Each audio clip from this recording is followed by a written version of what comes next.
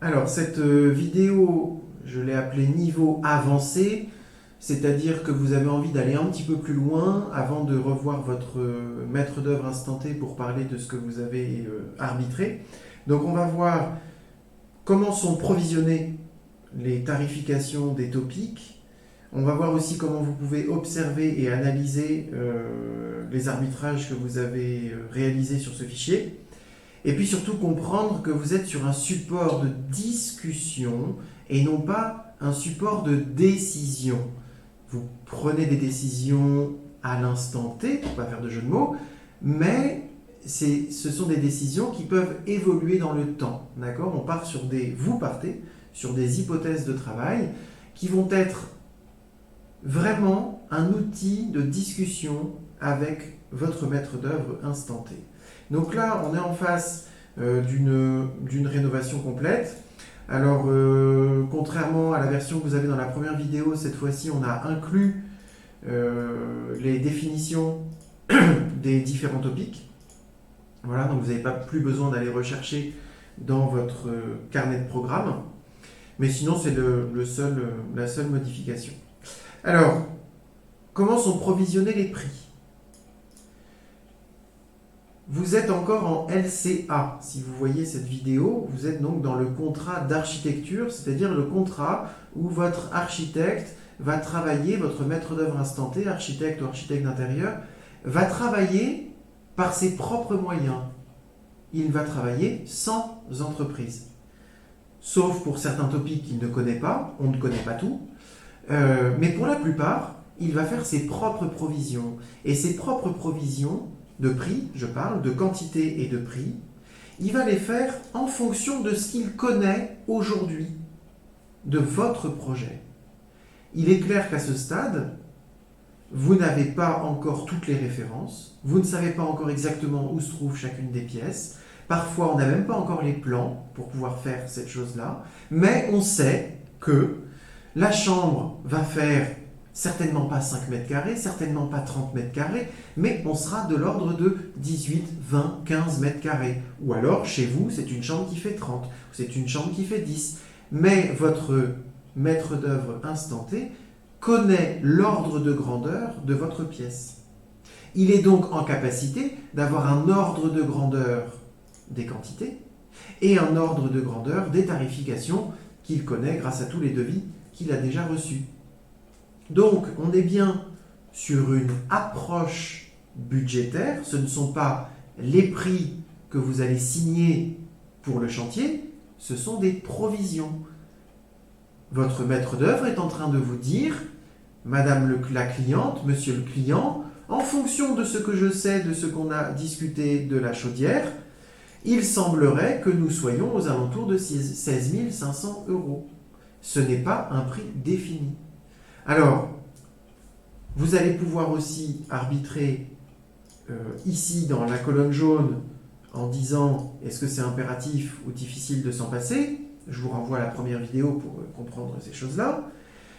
On vient de me poser la question, et c'est pour ça aussi que je fais cette vidéo. Monsieur Sovich, vous m'avez mis 10 000 € pour la cuisine. C'est même pas difficile de s'en passer. C'est impératif. Mais en gros, vous êtes en train de me forcer la main pour que la cuisine coûte 10 000 €. Alors, ce client n'avait pas la vidéo que vous écoutez là maintenant tout de suite, et c'est grâce à ce client que vous avez cette vidéo. C'est un support de discussion. C'est-à-dire que si à un moment donné, vous avez l'impression de vous faire forcer la main pour une chaudière à 16 000 €, eh bien, dans la colonne de remarques, vous vous dites, voilà, au prochain rendez-vous, c'est là où je vous dis que c'est un document support de discussion, au prochain rendez-vous, il faut absolument qu'ils comprennent que moi, je ne veux pas mettre plus de 5 000. Eh bien, dites-le à votre maître d'œuvre en l'écrivant ici. C'est impératif, j'en ai carrément besoin, c'est même pas une question. Par contre, pas plus de 5 000. Eh bien, vous nous le dites à cet endroit-là. Et il ne s'agit pas que ce document-là soit pris pour argent comptant, verrouillé à 100% au moment où vous l'envoyez à votre maître d'œuvre. Il faut s'en servir comme un support. Vous allez découvrir déjà la quantité de sujets que vous confiez à votre maître d'œuvre. Au départ, vous nous confiez la construction d'une maison, l'extension, la création d'une chambre. Mais en fait, vous n'imaginez pas, et là on vous le donne en réel, vous n'imaginez pas le nombre de questions et de sujets que cela induit. Voilà. Et puis ensuite, pour chacun de ces sujets, votre maître d'œuvre instanté va pouvoir évaluer, provisionner une quantité et provisionner un coût unitaire. Tout simplement. Hein. Donc, c'est sujet à discussion. Ensuite, une fois que vous avez fait un premier jet d'arbitrage sur votre colonne jaune, vous aurez compris qu'on est sur de la provision, donc le premier jet que vous allez faire en termes d'arbitrage, vous pouvez le faire de façon très légère et voir où ça donne. En gros, en général, on met impératif partout, on a envie de tout. Eh bien, vous allez vous rendre compte que vous allez être au-dessus du budget que vous avez alloué à vos travaux. Vous n'avez peut-être pas encore dit très clairement au maître d'œuvre combien vous vouliez mettre dans les travaux, parce que pour l'instant, vous vouliez voir comment il travaille, s'il était digne de confiance.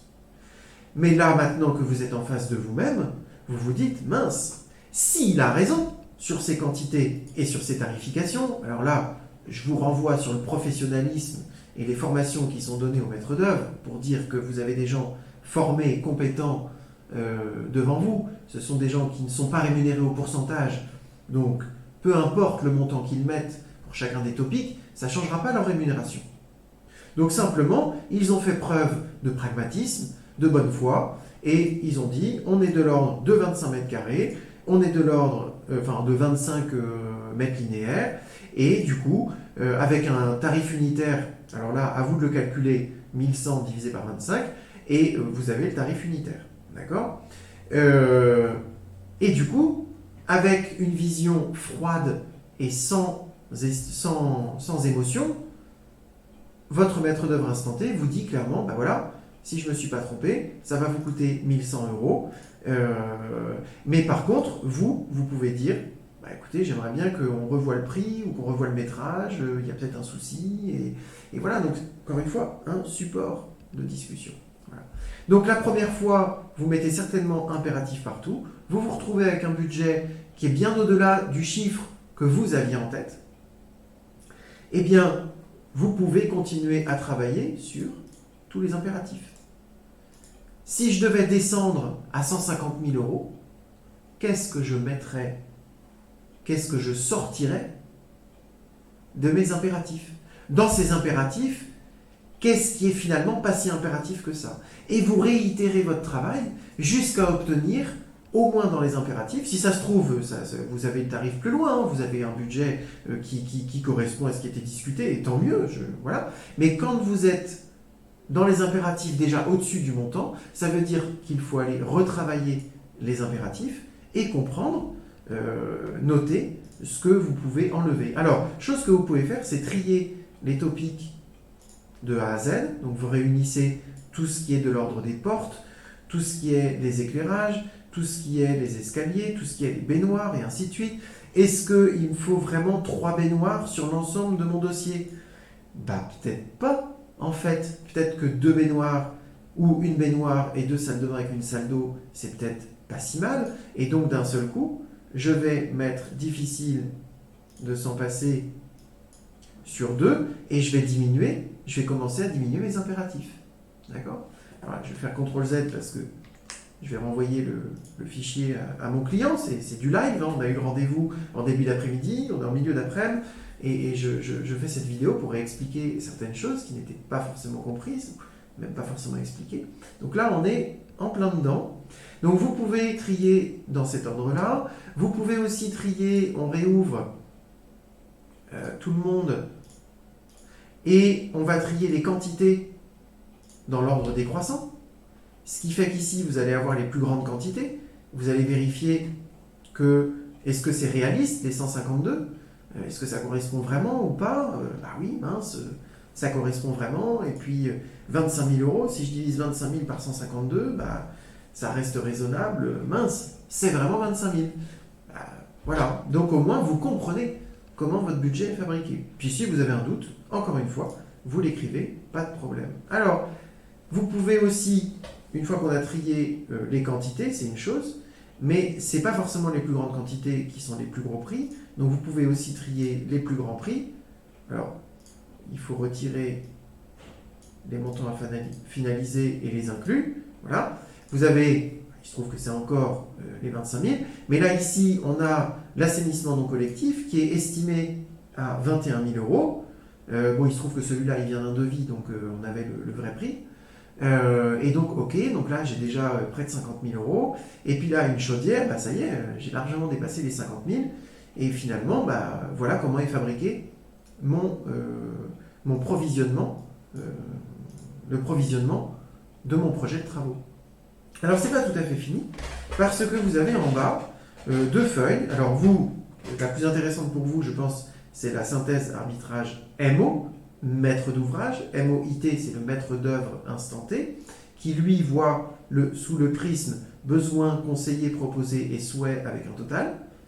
Donc ici, les besoins, les souhaits, les proposés, les conseillés.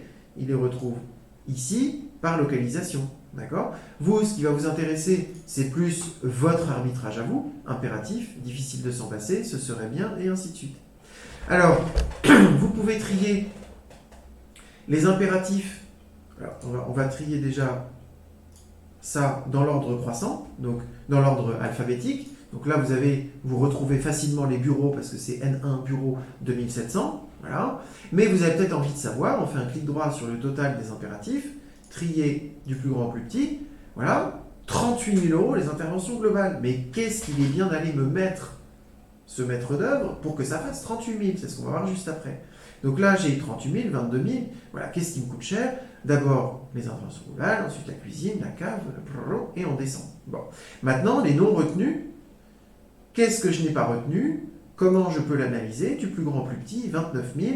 Il y a 29 000 euros que je n'ai pas retenu. Alors, si vous avez envie de voir de quoi sont faits ces 29 000, vous avez juste à cliquer sur le petit plus qui est là, et hop, vous ouvrez pour avoir tous les topics inclus à l'intervention globale. Et donc ici, c'est bien... alors, attention, là on a le total intervention globale, on cherche dans cette colonne quel est le premier prix. 25 000, c'est l'ensemble toiture-couverture, d'accord, qui est non retenu. C'est-à-dire qu'on a pris des décisions par rapport à cette toiture, qui a des avantages et des inconvénients, et du coup, c'est dans les non retenus. Voilà ce que j'ai arbitré. Vous voyez, vous arbitrez un peu à l'aveugle ici, et puis après, vous allez observer un petit peu le travail que vous avez fait. Voilà. Donc là, en général, ce qui est intéressant, c'est de trier ce que vous avez mis en impératif, et de dire, voilà, qu'est-ce que j'ai mis en impératif? Le spank, la purge avant travaux, la mérule, le cloisonnement, bon, très bien. Qu'est-ce que j'ai mis dans la cuisine? Pour que 11 000 pour les meubles de cuisine. Ah oui, mais j'ai écrit que 5 000, ça suffisait. Alors, je vous le répète, on vous le demande, surtout, ne créez pas de ligne, ne supprimez pas de ligne, ne modifiez rien d'autre que la colonne jaune. Voilà. Sinon, vous allez rendre dingue votre maître d'œuvre instanté. Si vous avez des remarques, si vous avez des questions, vous les écrivez simplement en face, ici. Et ce sera le support de discussion pour échanger avec votre maître d'œuvre instanté. Voilà, bah écoutez, je pense que j'ai fait le tour du fonctionnement du fichier. Maintenant, je voudrais simplement vous expliquer un peu ce que c'est que la lettre de commande d'architecture et la lettre de commande de mise au point, et pourquoi et quelle différence il y a. Je l'ai déjà dit un petit peu en début de vidéo, en lettre de commande d'architecture, celle pour laquelle vous êtes en train de faire l'arbitrage, votre architecte, à part pour certains topics, va travailler en autonomie. C'est-à-dire qu'en fonction de ce qu'il a vécu, en fonction de ce qu'il a demandé aux collègues et aux autres membres du réseau quand il n'avait pas d'informations, il est en capacité de provisionner la quantité, c'est pas très compliqué, mais aussi des prix unitaires, voilà, en posant des questions à tous les autres membres. Donc, il travaille en autarcie, en autonomie sur ces tarifs-là. Et en général, on ne met jamais, comme j'ai mis pour le spank ici, 21 120, ça n'existe pas. On va mettre 20 000 euros, on va mettre 15 000 euros, on va mettre 18 000, on va mettre 1 000 euros, 100 euros, 50 euros, mais on ne mettra pas 52 euros. parce qu'on met un ordre de prix. Voilà. Dans la LCNP, donc dans le contrat numéro 2, lettre de commande de mise au point technique et budgétaire, pour le coup, le maître d'œuvre instanté va confronter sa tarification aux entreprises. Alors que ce soit des entreprises connues ou des entreprises pas connues, que ce soit un appel d'offres ou vous lui faites confiance sur les entreprises qui l'amènent, ce sont des entreprises référencées chez Instanté et ainsi de suite avec ce qu'il faut comme barrière et comme jalon de sélection. Il va vérifier ça avec les entreprises, vous apportez les éléments sur lesquels il ne s'est pas trompé, vous apportez les éléments sur lesquels il a eu la main lourde, et vous apportez les éléments sur lesquels il n'a pas chiffré comme il faut. Et donc, en lettre de commande de mise au point, puis de toute façon, le projet évolue avec vous entre-temps, donc c'est presque incomparable entre l'arbitrage numéro 1 et l'arbitrage numéro 2. Le projet, il a évolué. Votre projet de travaux a évolué, souvent à votre initiative ou parce qu'on a eu les résultats d'une étude de sol qui viennent complètement flinguer la première approche budgétaire. Donc on le travaille avec vous. Rappelez-vous que nous ne sommes pas rémunérés au pourcentage. Donc on vous apporte une vision froide de la chose. On n'attend pas d'avoir démarré les travaux pour vous dire « Ah bah finalement, il faut faire des pieux, il faut descendre à 10 mètres, voilà ». Ce qui peut arriver, mais je pense que votre maître d'œuvre vous montrera qu'il avait mis tout en œuvre, justement, pour ne pas avoir cet impondérable, et dans l'étude de sol, il y aura eu cet impondérable. Bon, c'est tout de même relativement rare. En tout cas, ici, vous avez un maître d'œuvre instanté en lettre de commande d'architecture qui va être en autonomie pour provisionner les quantités et les prix, et vous allez avoir une validation, vérification et précision des montants et des provisions en lettre de commande de mise au point. Voilà. Donc ça, c'est la prochaine étape que peut-être vous allez confier à votre maître d'œuvre si vous êtes content de ses services. Voilà. Donc, si vous avez des questions, des remarques, vous pouvez les mettre sous la vidéo sur YouTube. Et puis, n'hésitez pas à parler d'Instanté autour de vous si vous êtes content des services que l'on vous propose. À bientôt.